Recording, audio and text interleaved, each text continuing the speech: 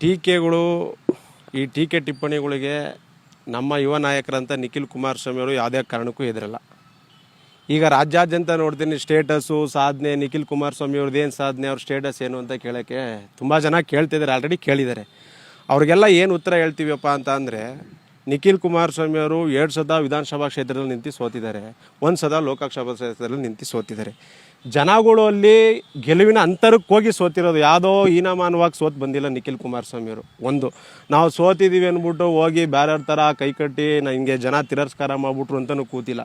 ಇಡೀ ರಾಜ್ಯಾದ್ಯಂತ ಓಡಾಡ್ಕೊಂಡು ಸಭೆ ಸಂಘಟನೆ ನಮ್ಮ JDS ಕಾರ್ಯಕರ್ತರಿಗೆ ಧೈರ್ಯ ತುಂಬಿ ಇವತ್ತು ಪಕ್ಷ 2028ಕ್ಕೆ ಕುಮಾರಣ್ಣವ್ರ ಪಕ್ಷ JDS ಪಕ್ಷ ಬರಲೇಬೇಕು ಅಂತ ತೊಡೆತಟ್ಟು ನಿಂತಿದ್ದಾರೆ. ಇವತ್ತು ಕೆಲವ್ರಿಗೆಲ್ಲ ಅಧಿಕಾರನೇ ಇದೆ, ಅವರೇ ಮಾತಾಡ್ತಿಲ್ಲ. ಇವತ್ತು ನಮ್ಮ ನಿಖಿಲ್ ಕುಮಾರಸ್ವಾಮಿ ಅವರು ಆಗ ತಪ್ಪನ್ನ ಈ ಪ್ರಜಾಪ್ರಭುತ್ವದಲ್ಲಿ ಯಾರೇ ತಪ್ಪು ಮಾಡಿದ್ರು ಕೇಳೋಂಥದ್ದಿದೆ, ಅದನ್ನು ನಿಖಿಲ್ ಕುಮಾರಸ್ವಾಮಿ ಅವ್ರು ಕೇಳ್ತಿದ್ದಾರೆ. ಅದಕ್ಕೆ ಅಷ್ಟಕ್ಕೆ ಹೊರತು ಆನ್ಸರ್ ಮಾಡಬೇಕು ಪಾಯಿಂಟ್ ಮಾಡಿ ಹೊರತು ಬೇರೆ ಅವರ ವೈಯಕ್ತಿಕವಾಗಿ ಯಾರೂ ಮಾತಾಡಬಾರ್ದು. ರಾಜಕೀಯದಲ್ಲಿ ಮಾತಾಡಬೇಕಾದ್ರೆ ತುಂಬ ಗೌರವದಿಂದ ಮಾತಾಡಬೇಕು.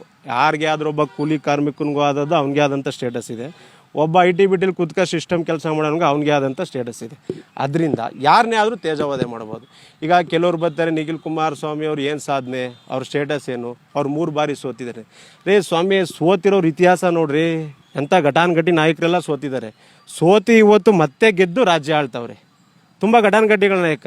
ಮುಂದಿನ ಒಳ್ಳೆ ಕಾಲ ಬರಬೇಕು, ಒಳ್ಳೆ ಗಳಿಗೆ ಬರಬೇಕು ಅಂದರೆ ಅದನ್ನ ಯಾರ ಕೈಲೂ ತಡೆಯೋಕ್ಕಾಗಲ್ಲ. ಆ ಕಾಲ ಬಂದೇ ಬರುತ್ತೆ. 2028ಕ್ಕೆ ನಿಖಿಲ್ ಕುಮಾರಸ್ವಾಮಿ ಅವರು ಶಾಸಕರಾಗ್ತಾರೆ, ವಿಧಾನಸಭಾ ಪ್ರವೇಶ ಮಾಡೇ ಮಾಡ್ತಾರೆ. ಇದನ್ನು ಬರೆದಿಟ್ಕೊಳ್ಳಿ, ವಿಧಾನಸಭಾ ಪ್ರವೇಶ ಮಾಡೇ ಮಾಡ್ತಾರೆ. ಇದು ಎಲ್ಲ ಇದೆ ಅವ್ರಿಗೆ. ಬೇರೆಯವ್ರ ಥರ ಸೋತಂಥವ್ರು ಎಂದಿಗೂ ಮನೇಲಿ ಕೂತಿಲ್ಲ. ಆಮೇಲೆ ಕೆಲವ್ರು ಮಾತಾಡ್ತಾರೆ, ಅವ್ರು ಹಂಗೆ ಇದು ಹಿಂಗೆ. ಕುಮಾರಣ್ಣವ್ರು ಮಾಡಿರೋಂಥ ಇವತ್ತು ರಾಜ್ಯದಲ್ಲಿ 2 ಸತ ಮುಖ್ಯಮಂತ್ರಿ ಆಗಿ, 1 ಸತ 20 ತಿಂಗಳು ಆಳಿದ್ದಾರೆ, 1 ಸತ 11 ತಿಂಗಳು ಆಳಿದ್ದಾರೆ. ಅದರಲ್ಲಿ ಯಾವುದೇ ಥರ ಆ ರೀತಿ ಆಡಳಿತನ ಯಾವ ಮುಖ್ಯಮಂತ್ರಿನೂ ಕೊಡೋಕ್ಕಾಗಲ್ಲ. ಇದು ಜನಗಳ ಮಾತು, ನಮ್ಮ ಮಾತಲ್ಲ, ಜನಗಳ ಮಾತು. ಮತ್ತೆ 2028ಕ್ಕೆ ಕುಮಾರಣ್ಣನೇ ಬೇಕು ಅಂತ ಜನಗಳು ಕಾದು ಕೂತಿದ್ದಾರೆ. ಆ ನಿಖಿಲ್ ಕುಮಾರಸ್ವಾಮಿ ಅವ್ರ ಸ್ಟೇಟಸ್ಸು, ನಿಖಿಲ್ ಕುಮಾರಸ್ವಾಮಿ ಸಾಧನೆನ ಇವತ್ತು ರಾಜ್ಯಾದ್ಯಂತ ಜನಗಳು ಕೇಳಿ ಹೇಳ್ತಾರೆ. ರಾಜ್ಯಾದ್ಯಂತ ಜನಗಳು ಕೇಳಿದ್ರೆ ಹೇಳ್ತಾರೆ. ಕೆಲವರು ಹೇಳ್ತಾರೆ ಅವ್ರು 3 ಬಾರಿ ಸೋತಿದ್ದಾರೆ. ಈಗ ನಮ್ಮ ಮೈಸೂರು ಹೋಗ್ತಾರೆ, ಅವ್ರ ಮೇಲೆ ಅಪಾರ ಗೌರವ ಇದೆ, ಅವರೇ 3 ಸತ ಹೇಳ್ತಾರೆ 3 ಸತ ಸೋತಿದ್ದಾರೆ ಅಂತ. ಸ್ವಾಮಿ ನೀವು 2 ಸತ ಸೋತಿದ್ದೀರಾ ಸ್ವಾಮಿ? ನೀವು 2 ಬಾರಿ MLC ಸೋತಿದ್ದೀರಿ, 1 ಬಾರಿ MP ಸೋತಿದ್ದೀರಿ. ಜನ ತಿರಸ್ಕಾರ ಮಾಡೋದನ್ನ ಒಪ್ಕೋಬೇಕು. ಜನ ತಿರಸ್ಕಾರ ಮಾಡಿರೋ ಅದನ್ನ ಒಪ್ಕೊಂಡಿದ್ದಾರೆ.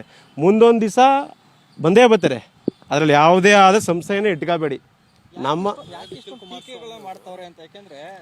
ನಮಗೆ ಈಗ ನಿಖಿಲ್ ಕುಮಾರಸ್ವಾಮಿ ಯಾಕೆ ಇಷ್ಟು ಟೀಕೆ ಮಾಡ್ತಾವ್ರೆ ಅಂದರೆ, ಎಲ್ಲೋ ನಿಖಿಲ್ ಕುಮಾರಸ್ವಾಮಿ ಅವ್ರದ ಅವ್ರ ಕ್ರೇಜು ಇಡೀ ರಾಜ್ಯಾದ್ಯಂತ ಬಲವಾಗಿದೆ, ಯಾರ ಕೈಲೂ ತಡೆಯೋಕ್ಕಾಯ್ತಲ್ಲ.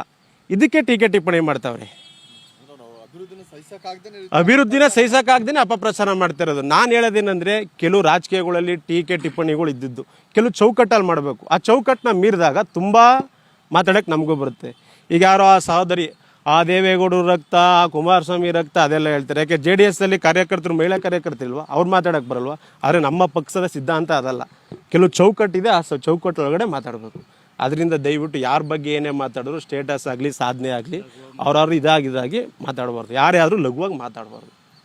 ಕೆಲವೊಂದು ವಿಷಯ ಏನಪ್ಪ ಅಂತ ಅಂದರೆ, ಮತ್ತೊಮ್ಮೆ ನಾನು ಹೇಳೋಕ್ಕೆ ಇಷ್ಟಪಡ್ತೀನಿ, ಈ ಟೀಕೆ ಟಿಪ್ಪಣಿಗೆ ಈ ನಿಖಿಲ್ ಕುಮಾರಸ್ವಾಮಿ ಏನು ಅಪಪ್ರಚಾರ ಮಾಡ್ತಾಯಿದ್ದಾರೆ, 3 ಸತ ಸೋತಿದ್ದಾರೆ, ಅವ್ರು ಏನು ಇದು ಮಾಡಿಲ್ಲ, ಜನಗಳ ಮನಸ್ಸಲ್ಲಿಲ್ಲ, ಅದು ಇಲ್ಲ ಅನ್ನೋದಕ್ಕೆ, ಅದಕ್ಕೆಲ್ಲ ಸ್ಟೇಟಸ್ಸು ಸಾಧನೆ 2028ಕ್ಕೆ ಕೊಟ್ಟೇ ಕೊಡ್ತೀವಿ. ಇದಂತೂ ಕಟ್ಟಿಡ್ಬಿಟ್ಟು.